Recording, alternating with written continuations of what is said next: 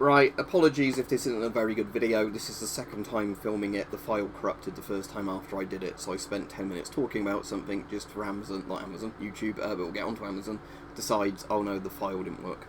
Right, so this is something really annoying that's going to affect a lot of people, so it's worth doing a video on before like reviews for more minor items, because I bet you lots and lots of people in the UK, and maybe other places, are going to come across this problem. And this is that you can buy something from a company like Amazon or any other big online retailer.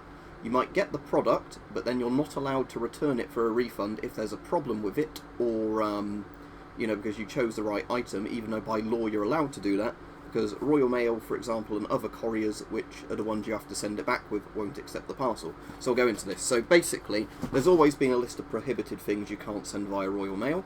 But unfortunately, this is one of those lists that just seems to keep getting longer and longer and longer, and it also doesn't internally make sense, because, for example, the bit we're going to get at is this bit. So, batteries, you're allowed to send batteries as long as, and again this makes sense, alkaline, nickel metal hydride, nickel cadmium, zinc air, and zinc chloride.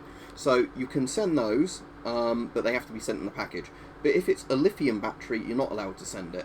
And again, they didn't even check with me when I brought this into the post office and they refused to send it, if it was a lithium battery or not. They just said it's a battery, you can't send it, full stop. But then, you can actually send the batteries if they're inside a product. So strangely enough, you can have a lithium battery. So electronic devices connected to lithium batteries is apparently completely fine according to this guideline. So apparently magically lithium batteries can't explode if they're in a camera, for example, and then you send it, or a phone, even though I'm sure a lot of people know what happens if a phone overheats or gets pierced, it will still explode.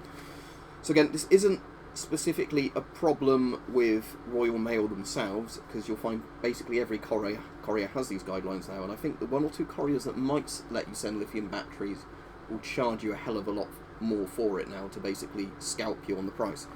So basically, the point is that, annoyingly, the list of things you can and can't send via Royal Mail is getting longer and longer, and that means that you can often get products sent to you via Royal Mail, where they'll happily take it from the seller sending it you, but as a sort of buyer wanting to exercise your buying rights, and the camera's defocused, hello, you can't send them back.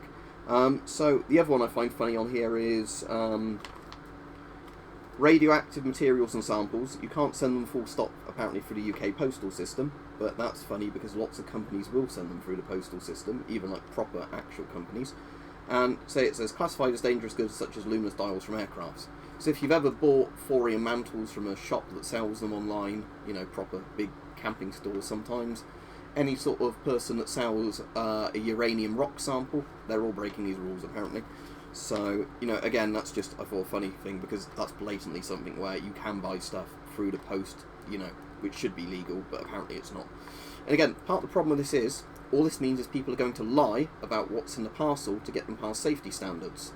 So if somebody did really want to send a lithium battery back, they're going to say, oh wait, no, it's not a lithium battery in here, I've just got a nickel metal hydride in here or whatever, and then they're going to be able to get away with it. So, depending on the post office or whatever, because some of them might just say batteries not, full stop. So anyway, right, my point is here that this is a very bad situation for you as a consumer, because if you buy anything online, and then at least in the UK you have distance selling regulation that's meant to be that, you could buy it, it might turn out to be not what you expected or whatever, or it's a defective battery. Because say you bought a lithium battery, like a big expensive power bank, and it didn't work, how are you going to send it back then? If all of the couriers at this point are literally refusing to move them, or the one or two that might still move them want to charge you so much you won't be able to get your money back, or you don't get a bit of money back if it was a £100 item, but you're still going to lose a lot. I know Amazon say they'll cover towards some of the prices, but I think they cover up to £5, and lots of these companies, I think, want £20 to £40 to move a lithium battery now, and some of them won't do it full stop. And again, it annoys me, because if you buy Amazon stuff on 3 to 5 day Royal Mail delivery, for example, you'll get the lithium battery come via Royal Mail a lot of the time, but you won't be able to send it back, at least not if you're being honest. So, I just wanted to warn people. Again, the original video was longer, going into more examples, but I don't know if this one's going to work properly either.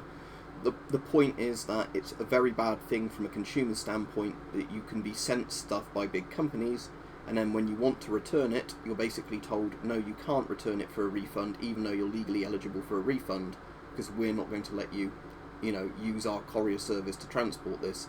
even though our courier services were used in the first place a lot of the time to deliver it to you. I know if like the official Amazon type vans deliver it, that wouldn't be the case, but then they really need to offer a way that, like, you know, with Amazon it can be picked back up. And again, the amount of times I've just ordered batteries online and they've been, you know, whether it be lithiums or whatever else, and they've just come via Royal Mail or another like cheap courier like Hermes, it's blatantly obvious that the big companies do not care about following these rules, but the plebs like you and me will be affected by it. So just a warning in advance, if you know a local retailer anywhere, even if it's like not, you know, a local one as in it's a big chain, but still a physical brick and mortar store, and you need a lithium battery, you might want to go there, because you're going to at least be able to return the product a bit more easily now than if you bought online, which is a very strange thing to say, but there you go. This made me think now I won't really use Amazon as much as I used to, you know, because if it's something I might have to return, I'm sort of a bit worried now that I won't be able to return it and I'll just be out of my money, so there you go.